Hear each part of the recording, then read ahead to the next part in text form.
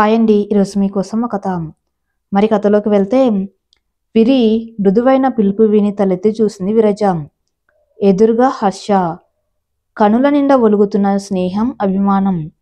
హర్ష, నువ్వు నువ్విక్కడ? అవును. ఏం రాకూడదా?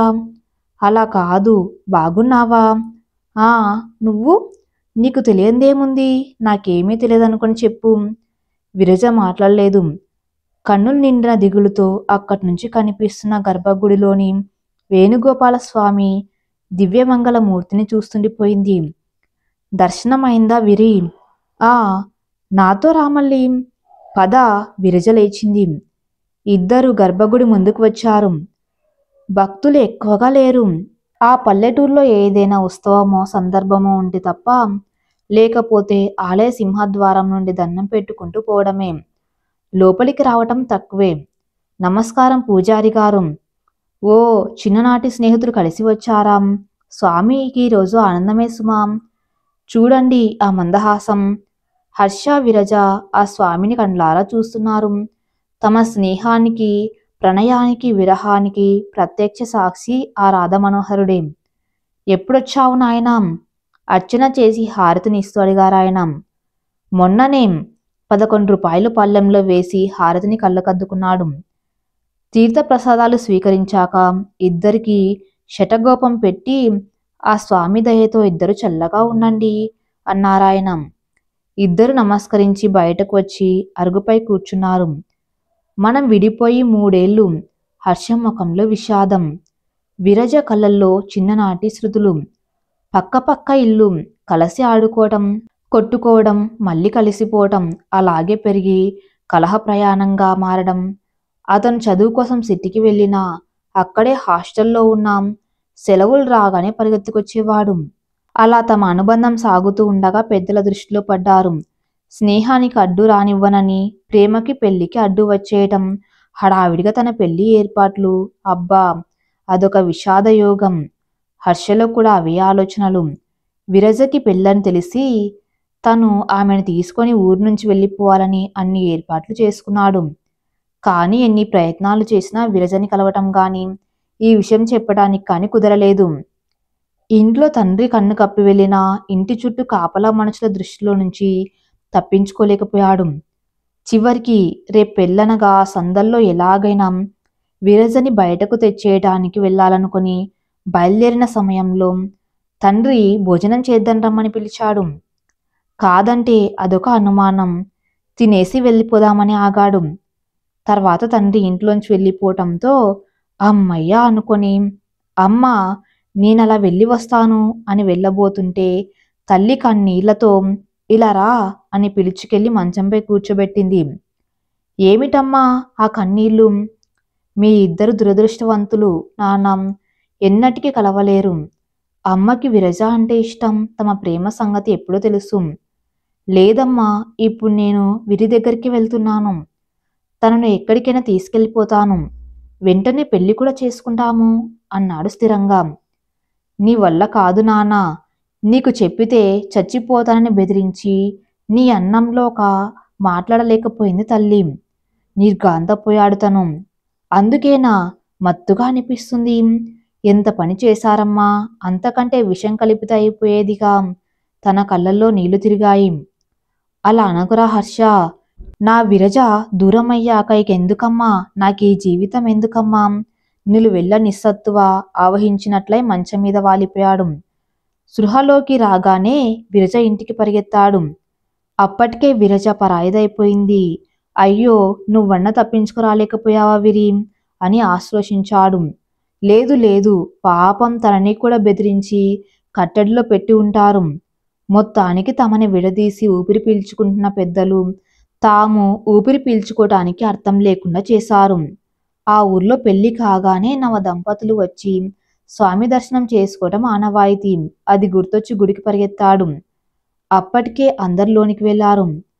తను కూడా అందరిలో కలిసిపోయి విరజని చూస్తూ నిలబడిపోయాడు. ఎప్పుడు కళ్ళు మూసుకుని దేవుని ధ్యానించే విరజ కనురెప్ప వాల్చకుండా స్వామిని చూస్తుంది. ఏమిటిది స్వామి అని ప్రశ్నిస్తున్నట్లుగా. తన కళ్ళల్లో నీళ్లు వచ్చేశాయి. స్వామికి తమ ప్రేమలో ఏ లోటు కనిపించిందో ఇలా తమని విడదీసి వినోదం చూస్తున్నాడు. సడన్గా విరజ కళ్ళు తనని చూశాయి. అంతే, ఆ కళ్ళల్లో గంగా ప్రవాహం ఉరికింది. అందరూ కంగారు పడ్డారు.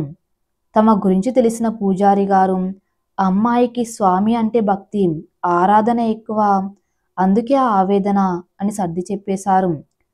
అదే చివరిసారి తాము కలవటం. ఇక తమ ఊర్లో ఉండలేక వచ్చేశాడు.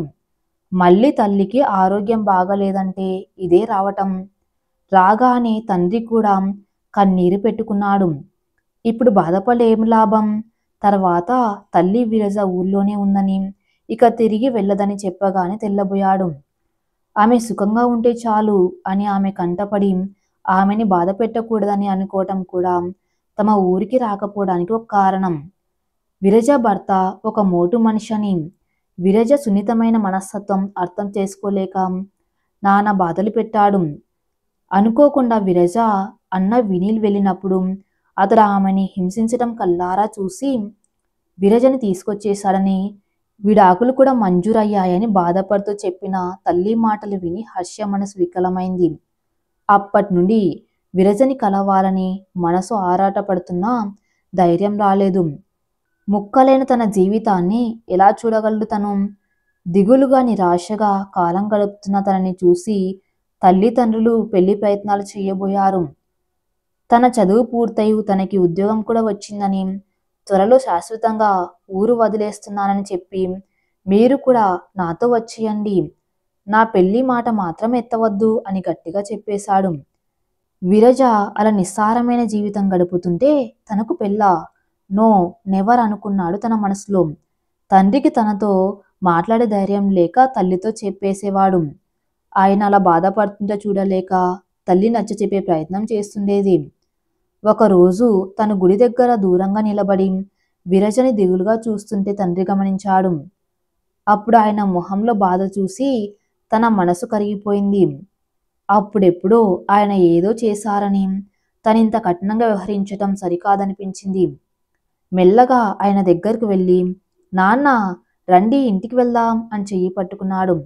ఆయన కళ్ళల్లో నీళ్లు తిరుగుతూ ఉండగా, రే నీకు ఆ పిల్లకు అన్యాయం చేశాన్రా అన్నాడు బాధగా. లేదులే నాన్న, ఇది విధి అంతే. అటు విరజ వైపు వాళ్ళు కూడా వ్యతిరేకించారు కదా, మీ ఒక్కరి వల్ల ఏం జరగలేదు, బాధపడకండి. ఇద్దరూ ఇంటికి కలిసి రావటం చూసి తల్లి సంతోషపడింది. తను వెళ్ళిపోయే రోజు దగ్గరకు వస్తుంది. అందుకే ఇవాళ ఒకసారి విరజతో మనసారా మాట్లాడాలని ఇలా వచ్చి కలిశాను. తను అనుకున్నది నెరవేర్చమని స్వామిని కోరుకుని వచ్చాడు. ఏమిటా ఆలోచన హర్ష? విరజ పిలిచింది. ఉలిక్కిపడి లోకంలోకి వచ్చాడు హర్ష. అత్తమ్మ వచ్చి కలిసింది మొన్న. నువ్వు మామయ్యతో సరిగ్గా మాట్లాడడం లేదంట, చాలా బాధపడింది. జరిగిందేదో జరిగింది, ఈ కోపతాపాలకు అర్థం లేదు హర్ష. ఇప్పుడు అదేం లేదులే, నేను మామూలుగా ఉండటానికి ప్రయత్నిస్తున్నాను, హర్ష నెమ్మదిగా అన్నాడు. ఆకాశంలో చంద్రుడు వెన్నెల విరజిమ్ముతూ అవతరించాడు. ఇద్దరు పరవశంగా ఆ దృశ్యం చూశారు. ఇక నేను వెళ్ళాలి హర్ష, లేచింది విరజ. విరి, నేను నీతో ఇంకా మాట్లాడాలి ఆతృతగా అన్నాడు. నీకెంత మాట్లాడినా తనివి తీరదు గాని ఇంట్లో అమ్మ కంగారు పడుతుంది, వెళ్ళాలి. లేచింది విరజ. రేపు వస్తావా మరి? తను లేస్తూ అడిగాడు. నేను రోజు వస్తున్నాను హర్ష. అయితే సరే, రేపు కలుద్దాం, ఇంటి దాకా వస్తాను పదా. వద్దు, అయినా అదిగో అన్నయ్య వస్తున్నాడు చూడు. విరజ నవ్వుతూ ముందుకు నడిచింది. వీళ్ళకెదురుగా వస్తున్న వినీల్ చాలా రోజుల తర్వాత చెల్లెలి మొహంలో నవ్వును చూసి ఆనందించాడు. హర్ష, ఎప్పుడు వచ్చావురా అడిగాడు. మొన్ననే, నువ్వు ఊళ్ళో లేవందమ్మా, ఎక్కడికి వెళ్ళావు? విరజ కొంచెం ముందు నడుస్తుండగా వీళ్ళు కొంచెం వెనుగ్గా నడుస్తున్నారు. సిటీలో ఉద్యోగ ప్రయత్నం చేస్తున్నాను, ఒక ఇంటర్వ్యూ అటెండ్ అయి వచ్చాను. హర్ష ఉలిక్కిపడి చూశాడు. అదేమిటి వినీల్, నీకు వ్యవసాయం అంటే ఇష్టం కదా, అందుకేగా పోస్ట్ గ్రాడ్యుయేషన్ చేసి కూడా ఎన్నో అవకాశాలు వదులుకొని ఊరికి వచ్చేసావు. నిజమే, కానీ చెల్లి జీవితం ఎలా అయిందో చూసావా? నేనప్పుడే వద్దు నాన్న, అతని చెల్లికి తగిన వాడు కాదు, కొన్నాళ్ళు ఆగుతామంటే వినలేదు నాన్న. నేను అమ్మ ఎంత చెప్పినా పనికిరాని పంతాలకు పోయి దాని జీవితం నాశనం చేశారు.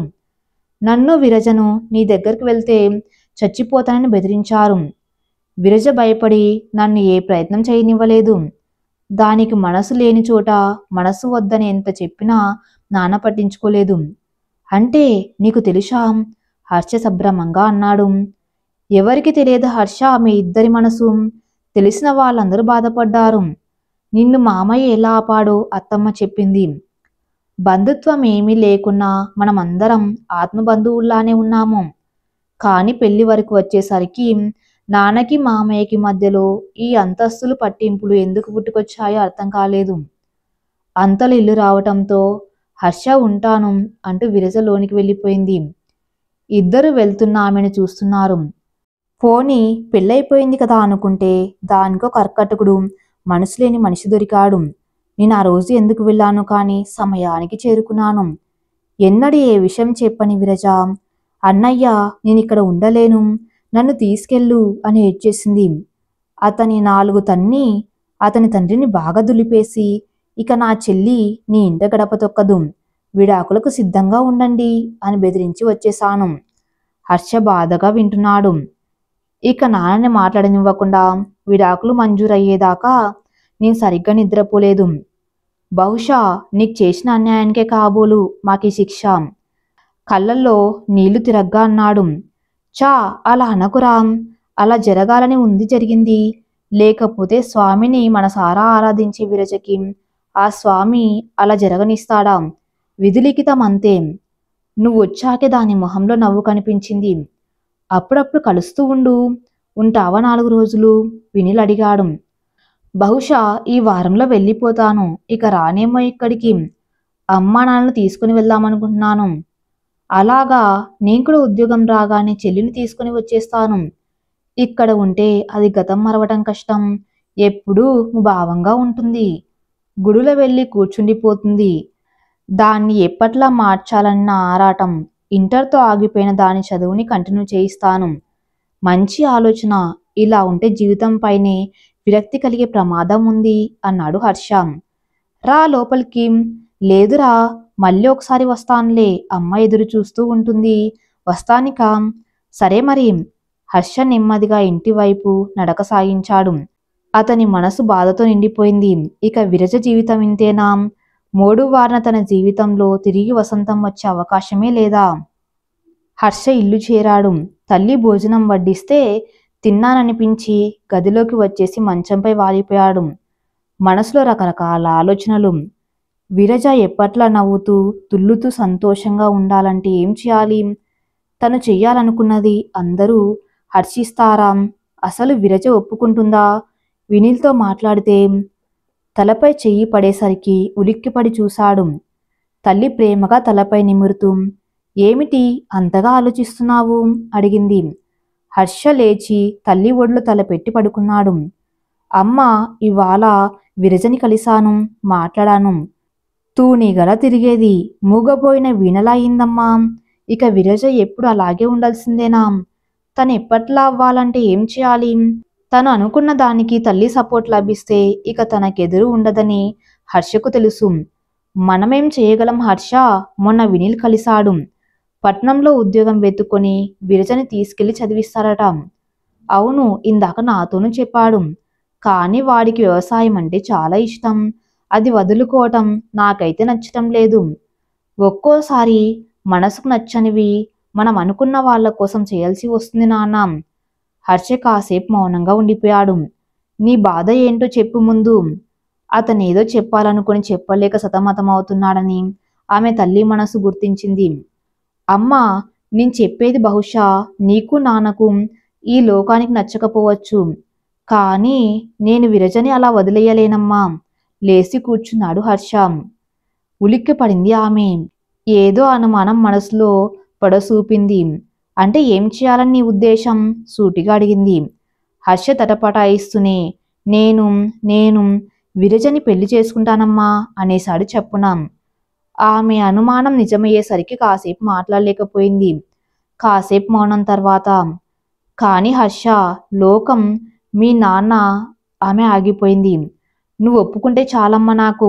కానీ విరజ పెళ్ళై ఇబ్బందిగా ఏదో అనబోయి ఆగింది. అయితే ఏమ్మా, మగవాడు భార్య చనిపోయినా విడాకులు తీసుకున్న వెంటనే అందరి సహకారంతో మళ్ళీ పెళ్లి చేసుకోవటం లేదా? విరజ మాత్రం ఆ చేదు జ్ఞాపకాలు మరిచి కొత్త జీవితం ఎందుకు ప్రారంభించకూడదు? ఆమె మాట్లాడలేదు. తనకు కూడా విరజ అంటే ఇష్టమే. ఆమె విషాదగాథ విని తనెంతో బాధపడి ఉంది కూడా. కానీ ఒకసారి పెళ్ళై కాపురం చేసిన అమ్మాయితో కొడుకు పెళ్ళంటే మనసు ఎదురు తిరుగుతుంది. తల్లి సంఘర్షణ హర్షకు అర్థం కాకపోలేదు. కానీ ఆమెది ఎంత విశాల హృదయమో కూడా తనకి బాగా తెలుసు. నువ్వే కదమ్మా విరజ నీ ఇంటి కోడలుగా కావాలన్నావు. అప్పుడు వేరు. ఎప్పుడైనా అయితే విరజే నీ కోడలు, లేకపోతే ఎవరూ లేరు రారు. అంటే ఒకవేళ విరజ సుఖంగా తన భర్తతో ఉండి ఉన్నాం, నేను మాత్రం ఇంకొక అమ్మాయిని భార్యగా అంగీకరించకపోయేవాణ్ణి. నా వల్ల ఆ పని కానే కాదు. అంటే ఇలాగే ఉండిపోయేవాడివా? ఖచ్చితంగా. మా ప్రేమలోని నిజాయితీని నాన్న మామయ్య ఆనాడే గ్రహించి ఉంటే ఇలా బాధపడే రోజు వచ్చేదే కాదు మా జీవితాల్లో. ఆమె కాసేపు మౌనంగా ఉండిపోయింది. అమ్మా, నీ మనసు ఒప్పుకోకపోతే వదిలేద్దాం. నిన్ను బాధ పెట్టి నేను ఆనందంగా ఉండలేను. హర్షకి తల్లి మొహం చూస్తే బాధగా అనిపించింది. పెళ్లి చేసుకోకపోతే ఒక స్నేహితుల్లా విరజకు తోడుగా ఉంటాను. ఆమె కష్ట సమయాల్లో నీడగా ఉంటాను. అసలు ఆమెకి కష్టమే రాకుండా చూసుకుంటాను. ఆమె మౌనంగా లేచింది. అతను ఆపలేదు. మరుసటి రోజు ఆలస్యంగా లేచిన హర్ష స్నానాదాలు పూర్తి చేసుకుని బయటకు వచ్చేసరికి తండ్రి పొలానికి వెళ్ళిపోయాడు. లేచావారా, టిఫిన్ చేద్దువు గాని, తల్లి పిలిచింది. నువ్వు కూడా తిను, ఇద్దరం తింటుండగా. హర్ష, ఒకవేళ నువ్వు విరజని పెళ్లి చేసుకుంటే భవిష్యత్తులో పశ్చాత్తాపడతావు కదా అడిగింది ఆమె. హర్ష ఉలిక్కిపడి తలెత్తి, చాచా, అలా ఎప్పటికీ జరగదన్నాడు. ఎందుకంటే అలా జరిగితే విరజకి అది ప్రత్యక్ష నరకమవుతుంది. లేదమ్మా, విరజ నా ప్రాణం. తన నిన్నటికి బాధపడనివ్వను. కానీ విరజ ఒప్పుకుంటుందా అని. నువ్వు ఒప్పుకున్నట్లేనా అమ్మా? ఆత్రంగా అడిగాడు. నేనే కాదు, నాన్న కూడా ఒప్పుకున్నారు, నిదానంగా అంది ఆమె. నిజమా? సభ్రమంగా అన్నాడు హర్ష. మీ నాన్న ఇప్పటికే చాలా బాధపడుతున్నారు. ఇక నిన్ను దేనికి బాధ పెట్టే ఉద్దేశం లేదా ఆయనకి. థ్యాంక్స్ అమ్మా మీ ఇద్దరికి. మాకెందుకురా అవన్నీ? విరజని ఒప్పించడం ఎలాగో ఆలోచించు. అదంత సులభం కాదని హర్షకి బాగా తెలుసు. ఆలోచిస్తూ ఉండిపోయాడు. అదే రోజు సాయంత్రం హర్ష గుడి వైపు నడుస్తున్నాడు. వెనక నుంచి పిలుపు వినపడి ఆగాడు. వినీల్ వడివడిగా వచ్చి అతన్ని కలుసుకున్నాడు. ఏమిటా పరధ్యానం పిలుస్తుంటే? ఏం లేదులే, నువ్వు మళ్ళీ సిటీ వెళ్ళావటం, ఇంటర్వ్యూకేనా? అవును, మంచి జాబు, ఇంటర్వ్యూ సూపర్ సక్సెస్, ఖచ్చితంగా వస్తుంది జాబు ఈసారి. హర్ష ఆలోచిస్తూ, వచ్చి నన్ను వెళ్ళలేవు, నేను వెళ్ళనివ్వను అన్నాడు. అదేంటి? అర్థం కానట్లుగా చూశాడు వినీల్. అప్పటికి గుడి దగ్గరగా వచ్చేశారు. గుడికి కొంచెం ఎడంగా కొన్ని కొండరాళ్ళున్నాయి. అక్కడికి వెళ్ళి కూర్చున్నారిద్దరు. గుడికి వచ్చిపోయే వాళ్ళు కనిపిస్తున్నారు అక్కడి నుండి. నువ్వు సిటీకి వెళ్ళాలనుకోవటం విరజ కోసమేగా? అవును, లేకపోతే అది సన్యాసిని అయిపోయేలా ఉంది. అది సరే కానీ నువ్వు హ్యాపీగా వ్యవసాయం చేసుకుంటూ మీ అమ్మా నాన్నలను, ఒకవేళ మా అమ్మా నాన్నలు నాతో రానంటే వాళ్ళని కూడా చూసుకుంటూ ఉండు అని ఒక్క క్షణం ఆగి గుడిమెట్లు ఎక్కుతున్న విరజని గమనించి ధైర్యం తెచ్చుకొని, నీ బదులు విరజని నేను తీసుకెళ్తాను అనేశాడు. అతను ఏం చెప్తున్నాడో అర్థం కాకున్నా వింటున్న వినీల్ ఉలిక్కిపడ్డాడు. ఏమంటున్నావు నువ్వు? మామయ్య మళ్ళీ ఏ మత్తు మందో పెడితే అది వికటించిందా ఏమిటి? అదేం లేదులే, నీ ఉద్దేశం ఏమిటో చెప్పు. విరజన్ నాతో పంపిస్తావా లేదా? బాగుంది నువ్వు చెప్పేది. నువ్వెంత దాని స్నేహితుడివైనా అలా పంపిస్తే లోకం ఏమనుకుంటుంది చెప్పు. లోకం ఏమనుకోకుండా నేను ఉపాయం చెబుతానుగా. ఏమిటది? అనుమానంగా చూశాడు. నేను విరజని పెళ్లి చేసుకుని తీసుకువెళ్తే లోకం మాత్రం ఏమంటుంది చెప్పు. సరదాగా చెప్పే ప్రయత్నం చేస్తున్నాడు హర్ష. వినీల్ తెల్లబోయి, నీకు మతిగాని పోయిందా హర్ష అని లేచి నిలబడ్డాడు. హర్ష అతని చెయ్యి పట్టుకొని లాగి కూర్చోబెట్టి, ఏం నీ చెల్లెలు మళ్ళీ పెళ్లి చేసుకుని హాయిగా ఉండటం నీకు ఇష్టం లేదా అడిగాడు హర్ష. కానీ అందరూ ఏం మాట్లాడాలో అర్థం కాలేదు వినీల్కి. మళ్ళీ అందరి సంగతి మనకెందుకయ్యా బాబు, మనం చేసేది మంచి పని అయినప్పుడు. కానీ హర్ష, నువ్వు ఇలాంటి నిర్ణయం ఏమనాలో తోచక తడబడ్డాడు. నాకు విరజ అంటే ఎంత ప్రాణమో నీకు తెలుసు. తనెప్పుడు ఆనందంగా ఉండాలని నువ్వెంతగా కోరుకుంటున్నావో నేనంతే కోరుకుంటున్నాను. కానీ విరజ అస్సలు ఒప్పుకోదు. వినీల్ డీలా పడ్డాడు. అతనికి పట్టరాని ఆనందంగా ఉంది. స్నేహితుని ప్రేమగా చూస్తూ విరజని ఎలా ఒప్పించాలా అని ఆలోచిస్తున్నాడు. అదే మన ముందున్న అతి పెద్ద సమస్య. హర్ష నిట్టూర్చాడు. నువ్వెప్పుడు చెప్తున్నావు విరజకి? ఈరోజు చెప్దామని వచ్చాను, కానీ ధైర్యం చాలడం లేదు. అదిగో తను నా కోసం చూసి చూసి వెళ్ళిపోతున్నట్లుంది. వస్తానని చెప్పానసలు. రేపు చెబుదూలే. పద, నేను కూడా ఇవాళ ఇంట్లో చెప్తాను. నువ్వు విరజతో మాట్లాడాక మేం తనతో మాట్లాడతాము. ఇద్దరు బయలుదేరారు. విడిపోయే ముందు బహుశా నాన్న చాలా సంతోషిస్తారు. ఇప్పటికే మిమ్మల్ని విడదీసినందుకే ఇలా జరిగిందనుకొని చాలా బాధపడుతున్నారు అన్నాడు వినీల్. నాన్న కూడా వెంటనే ఒప్పుకున్నారట. అమ్మ చెప్పింది. నిజంగా మమ్మల్ని ఇంత అదృష్టవంతురాల్ని చేస్తున్నావేమిటి హర్ష? చేతులు పట్టుకుంటూ అన్నాడు వినీల్ సడన్ గా. అంత మాట నాకు. విరజ ఒప్పుకుంటే నేను అదృష్టవంతుణ్ణి. మరుసటి రోజు సాయంత్రం గుడి దగ్గర విరజ కోసం చూసి చూసి చీకటి పడేదాకా ఉండి వచ్చేశాడు. ఏమైంది అసలు? విరజ ఊరికి తిరిగి వచ్చాక రాకపోవడం ఇదే మొదటిసారి అని పూజారి గారు కూడా అన్నారు. వినీల్ ఇంట్లో చెప్పగానే మామయ్య విరజని వెంటనే అడగలేదు కదా. అందుకే విరజ కోపం వచ్చి తనను కలవటం ఇష్టం లేక రాలేదా? అసలు విరజ ఒప్పుకుంటుందా, లేక తన మొహం చూడ్డం కూడా మానేస్తుందా? అసలు ఏమై ఉంటుంది? పోని తిన్నగా విరజ వాళ్ళింటికి వెళ్తే? వద్దు వద్దు, బాగుండదు. అక్కడ పరిస్థితి ఎలా ఉందో. మనసున్న బట్టక విరజ వాళ్ళ వీధి దాకా వెళ్ళి తిరిగి వచ్చేశాడు. ఇంటికొచ్చేసరికి 7 దాటింది. ఆ టైంకి ముందు గదిలోనే కూర్చొని టీవీ చూస్తూ కనిపించాల్సిన తండ్రి కనిపించలేదు. ఏరా, ఇంతసేపు ఎట్టి వెళ్ళావు? అది సరే గాని నాన్న ఏరమ్మా? ఏదో ఫోన్ వస్తే వెళ్ళారా, చాలాసేపు అయింది వెళ్ళి. కొన్నాళ్ల కింద వినీల్కి చెప్పి ఇంట్లో ల్యాండ్లైన్ పెట్టించాడు హర్ష. ఈ వేళప్పుడు ఎవరు? తెలియదు, చెప్పలేదు నాకు. కొంచెం హడావిడిగానే వెళ్ళారంది. అవునా? నేనలా ఊళ్ళోకి వెళ్ళి చూసిరానా? వద్దులే, వచ్చేస్తారు వారించింది ఇందిరా. కనీసం ఓ గంట తర్వాత గాని రాలేదాయన. వచ్చి ఏం చెప్పలేదు సరికదా, నాకు ఆకలిగా లేదు అని డిక్లేర్ చేసి గదిలోకి వెళ్ళిపోయారు. తల్లి కొడుకులు మొహం చూసుకున్నారు. ఇద్దరేదో తిన్నామనిపించి లేచారు. హర్ష గదిలోకి వచ్చి మొబైల్ చేతిలోకి తీసుకుని వినీల్కి ఫోన్ చేద్దామా అనుకున్నాడు. అంతలోని ఫోన్ మోగింది. వినీల్. హలో, ఏంటి, ఓకే కదా అంతా? ఆతృతగా అడిగాడు హర్ష. హలో, ఏంటి, ఓకే కదా అంతా? ఆతృతగా అడిగాడు Harsha. All is well Harsha.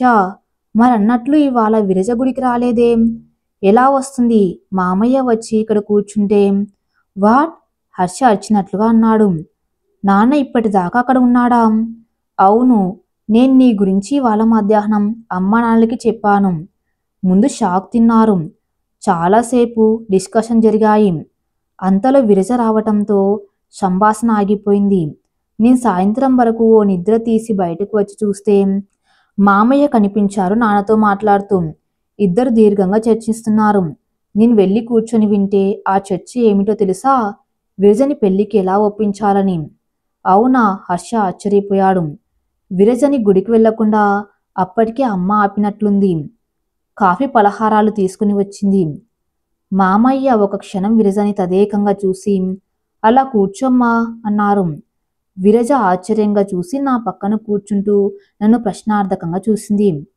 నాకు తెలియదు, నేనిప్పుడే వచ్చాను అని తప్పించుకున్నాను. ముందు కాఫీ తీసుకొని మామయ్య, చల్లారిపోతుంది అంది. తర్వాత తీసుకుంటాను, రాత్రి ఏకంగా భోజనమే చేస్తాను. నేను చెప్పింది శాంతంగా విని నా మాట వింటానంటే అన్నారాయన. ఏమిటి మామయ్య? విరజ అర్థం కానట్టు చూసింది. ముందు నన్ను క్షమిస్తావా తల్లి? దేనికి మామయ్య? అసలు అంత మాట ఎందుకు? విరజ కంగారు పడింది. నీకు చేసిన అన్యాయానికి రా. విరజ కాసేపు మౌనం వహించి, లేదు మామయ్య, అలా జరగాల్సి ఉంది అంతే. మీరు బాధపడకండి అంది తల వంచుకొని. ఆ అన్యాయాన్ని సరిదిద్దే అవకాశం మాకిద్దరికి ఇస్తావా విరజ? నాన్నని చూసి తర్వాత విరజని చూస్తూ అన్నాడు మామయ్య.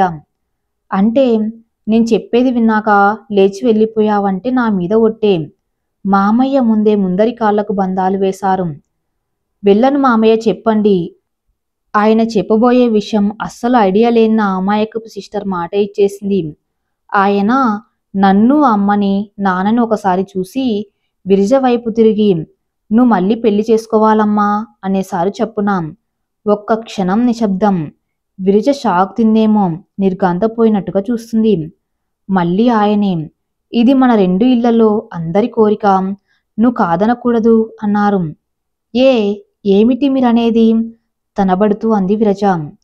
అప్పటిదాకా మా వెనకే నిలబడ్డ అమ్మ వచ్చి చప్పున చెల్లి పక్కన కూర్చుంది. నువ్వు ఒప్పుకోక తప్పదమ్మా అన్నారు నాన్న కూడా మెల్లగా. నాన్న, మీరు కూడానా? అవునమ్మా, నువ్విలా విరాగినిలా ఉండటం మేము చూడలేకపోతున్నాము. కానీ ఇది జరగని పని. నేను మళ్ళీ ఏ బంధంలోనే చిక్కుకోలేను. నా వల్ల కాదు. ఈ ఒంటరి జీవితం కొన్నాళ్లకు భారం అవుతుంది తల్లి అన్నారు మామయ్య. లేదు మామయ్య, నన్ను క్షమించండి, నా వల్ల కాదు అంది విరజ స్థిరంగా. అయితే నువ్వు నన్ను క్షమించలేదన్నమాట మామయ్య నిష్ఠూరంగా అన్నారు.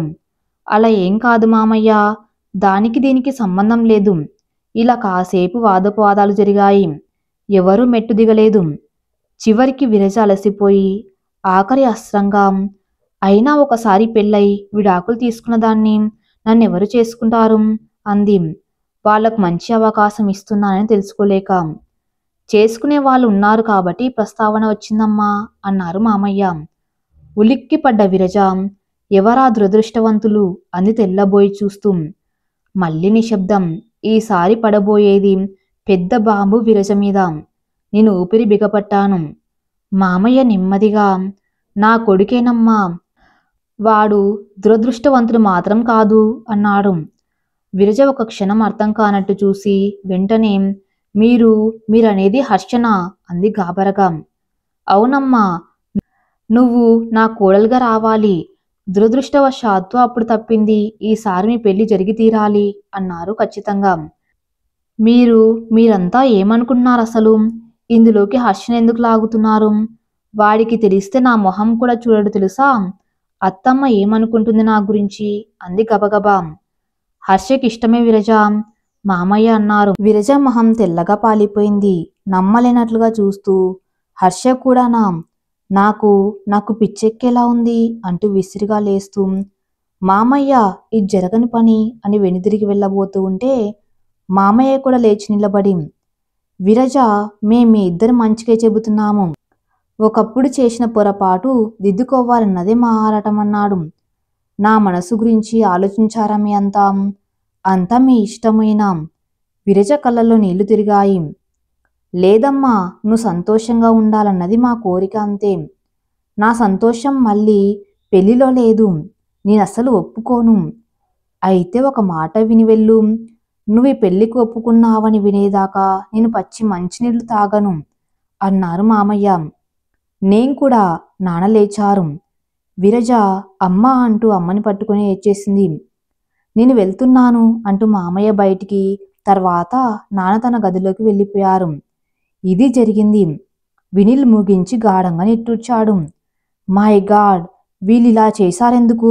నేను నెమ్మదిగా తనకు నచ్చ చెప్పుకునేవాణ్ణి కదా. హర్ష అసహనంగా అన్నాడు.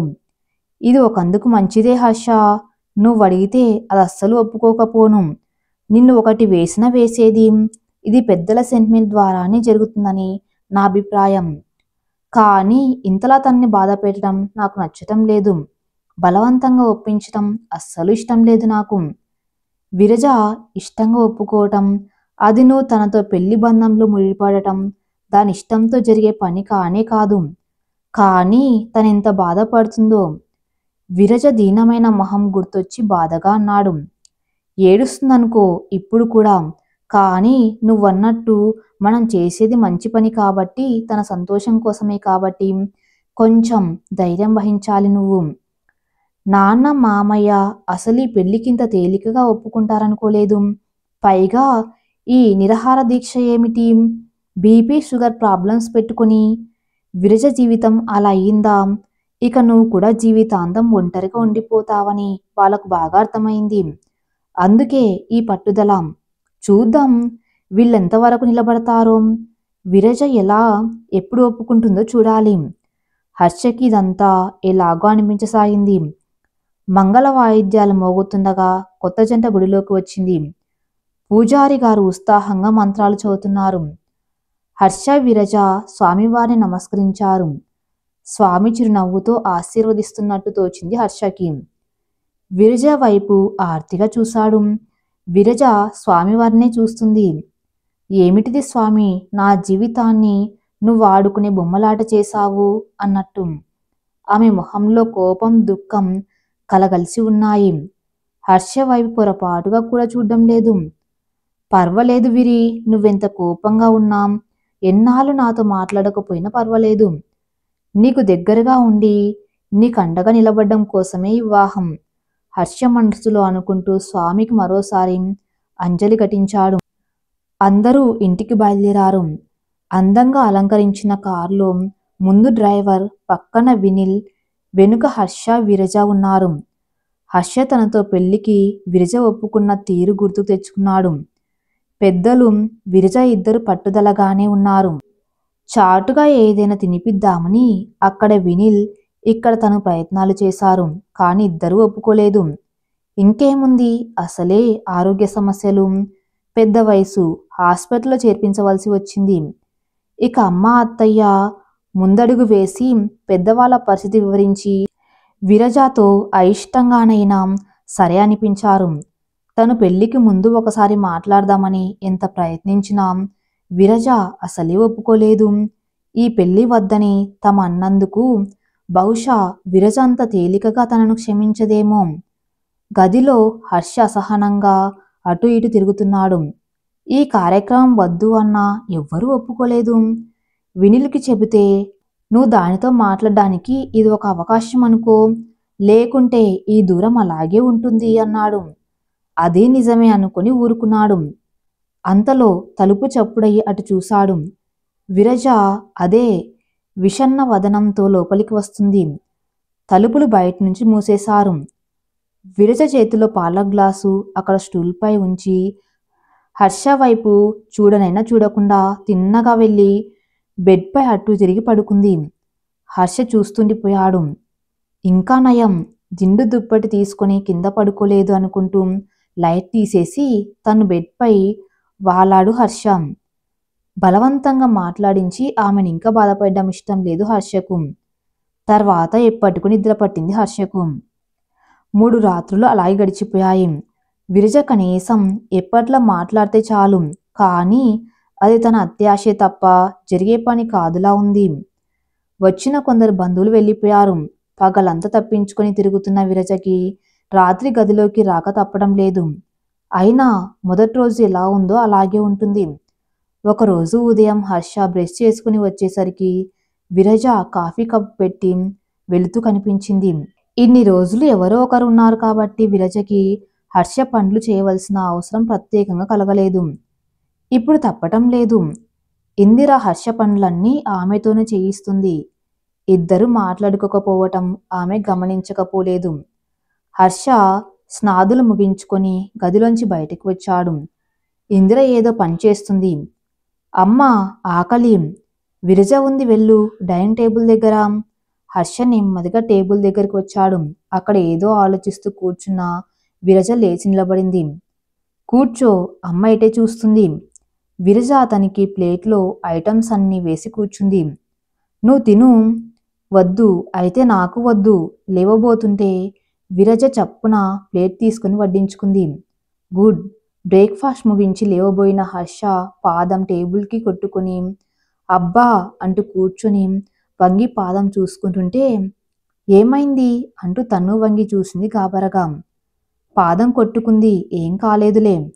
రక్తం వస్తుందా? కొంచెం నొప్పిగా ఉంది అంతే అని. నువ్వు మాట్లాడాలంటే నాకు దెబ్బ తగలాలన్నమాట అన్నాడు సాలోచనగా. అవేం మాటలు అంటూ అక్కడి నుంచి వెళ్ళిపోయింది విరజ విసురుగా. సాయంత్రం గుడికి వెళ్ళి అర్చన చేయించి రమ్మంది ఇందిరా. బండి మీద వెళ్ళండి, నడిచి వద్దు, అక్కడే ఉన్న జయవర్ధన్ గారన్నారు. లేదు మామయ్య, నడిచి వెళ్తాంలేండి. వద్దమ్మా, కొత్త పెళ్లి కూతురివి, అలా వెళ్ళకూడదు. వెళ్ళండి. ఇక ఏమీ అనలేక అతని వెనుక బైక్ పై ఎక్కి కూర్చుంది. గుడికి చేరుకున్నాక పూజారి గారు సంతోషంగా పలకరించారు. అర్చన పూర్తయ్యాక ఇద్దరు బయటకు వచ్చి అరుగు మీద కూర్చున్నారు. విరి అతనేదో అనబోతుంటే వెళదామా అని లేచింది. అతను అప్రయత్నంగా ఆమె చెయ్యి పట్టుకుని ఆపి కూర్చో కాసేపు అన్నాడు. ఆమె చెయ్యి విసురుగా లాక్కొని కోపంగా చూసింది. విరి, ఎందుకంత కోపం? నీకు తెలియదా? నువ్వేగా ఈ పెళ్లి కథ వెనక నుండి నడిపించింది అని తీక్షణంగా చూసి. నేనా? అవును, నువ్వే. నాతో మాట్లాడాలని, నా అభిప్రాయం అడగాలని నీకు తోచలేదా? నాతో ఏ విషయం చెప్పకుండా మామయ్యని పంపించావు. నాన్న కూడా మామయ్యతో కలిసి నాకు పెళ్లికి ఒప్పుకోక తప్పని పరిస్థితులు కల్పించారు. నేనేమన్నా పెళ్లి కావాలని కోరుకున్నానా? పైగా నీతో. చేతుల మొహం దాచుకుంది. అది కాదు విరి. ఆమె చప్పున లేచి వెళ్దామంటూ మెట్లు దిగిపోయింది. చిన్నగా నిట్టూర్చి లేచాడు హర్ష. మరుసటి రోజు వినిల్ వచ్చి వాళ్ళ ఇంటికి తీసుకువెళ్ళాడు. ముభావంగా ఉన్న చెల్లి మొహం చూసి ఇంకా కోపం తగ్గనట్టుంది అనుకున్నాడు. లంచ్ తర్వాత హర్ష ఏదో పనుందని మళ్ళీ వస్తానని వెళ్ళాడు. ఇదే సమయమని వినిల్ విరజ దగ్గరికి వచ్చి కూర్చున్నాడు.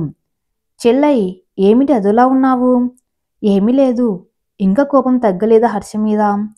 ఎప్పటికీ తగ్గదు అంది విసురుగా. ఎందుకే? పాపం, వాడేం చేశాడని? వెనుక ఉండి చేయించింది వాడే కదా. నీ మొహం, వాడికి ఏమీ తెలియదు. ఇదంతా మామయ్య నాన్న చేశారు. వాడికి ఇదంతా అసలు ఇష్టమే లేదు. వాడికి పెళ్లి ఇష్టమేనని చెప్పారే మామయ్య. పెళ్లి ఇష్టమైన పిచ్చి మొద్దు. ఈ పద్ధతి ఇష్టం లేదు. పెళ్లి మాత్రం ఎందుకు ఇష్టం ఉండాలి? అసలా ఊహే ఎందుకు రావాలి? నా దారి నన్ను బతకనివ్వకుండా ముందు ఈ సంగతి మామయ్యకి ఎందుకు చెప్పాలి? నాకు చెబితే ఇంత దూరం వచ్చేది కాదు కదా అంది కోపంగా. వాడు ముందు అత్తమ్మకి చెప్పి తర్వాత నీకు చెప్పాలనే గుడికి బయలుదేరాడు. మధ్యలో నేను కలవటంతో నాకు చెప్పాడు. అప్పటికి నువ్వు చీకటి పడ్డంతో ఇంటికి వెళ్ళిపోయావు. అదే రోజు అనుకోకుండా విషయం తెలుసుకున్న నాన్న మామయ్య కూడబలుక్కొని ఇదంతా చేశారు. ఇదంతా హర్షకి ఇష్టమే లేదు. నిన్ను ఇబ్బంది పెట్టి పెళ్లి చేసుకోవడం కూడా వాడికి ఇష్టం లేదు. పెళ్లికి ముందు ఒకసారి నీతో మాట్లాడాలని ప్రయత్నం చేశాడు, కానీ నువ్వే ఒప్పుకోలేదు. కానీ అసలు మా పెళ్లి జరగవలసిన అవసరం ఏముంది? నాకంటే మంచి పిల్లవాడికి దొరక్కపోవునా? నన్ను చేసుకోవలసిన అఘాయిత్యం ఏముంది అసలు? దుఃఖం వచ్చేసింది విరజకి. నీకు తెలుసు వాడికి నువ్వంటే ప్రాణం. అది ఒకప్పుడు. ఇప్పుడు మేము ఫ్రెండ్స్ మాత్రమే. వాడికి కూడా నువ్వు ఫ్రెండ్వే. అందుకే నువ్వు ఇలా కుమిలిపోతూ ఉండటం వాడు చూడలేకపోయాడు. నీ కష్టసుఖాల్లో తోడుగా ఉండాలని, నువ్వెప్పటి విరజలా కావాలని వాడి కోరిక. పెళ్లి చేసుకుంటే లోకం పోరు తప్పుతుందని వాడి ఉద్దేశం అంతే. విరజ మాట్లాడలేదు. నువ్వు మాత్రం వాణ్ణి శత్రువులా చూస్తున్నావు నిష్ఠూరంగా అన్నాడు వినిల్. అనవసరంగా హర్ష ఒకసారి పెళ్ళైన నన్ను పెళ్లి చేసుకోవాల్సి వచ్చిందని నా బాధ. నీ తలకాయ. పాత చింతకాయ పచ్చడి మాటలు మాట్లాడకు. చదువుకున్న మూర్ఖురాలిగా ప్రవర్తించకు. పెళ్ళైతే ఏంటి, విడిపోయారుగా. నీకంటే మన పెద్దవాళ్ళ నయం. కాలానికి అనుగుణంగా మారి ఎటు కాకుండా మిగిలిపోవలసిన మీ ఇద్దరి జీవితాలకు ఒక అర్థం కల్పించారు. విరజ తలదించుకుంది. తనని ఆలోచించుకొని అన్నట్లు లేచి అప్పుడే వస్తున్న హర్షకి ఎదురుగా వెళ్ళాడు. రాత్రి భోజనాల తర్వాత మేడ మీద గదిలో పడక ఏర్పాటు చేశారు వీళ్ళకి. వెన్నెల విరగబడి కాస్తుంది. గదిలోంచి ఒక బెడ్షీటు, పిల్లోస్ తెచ్చి పరిచి దాని మీద వాలాడు హర్ష.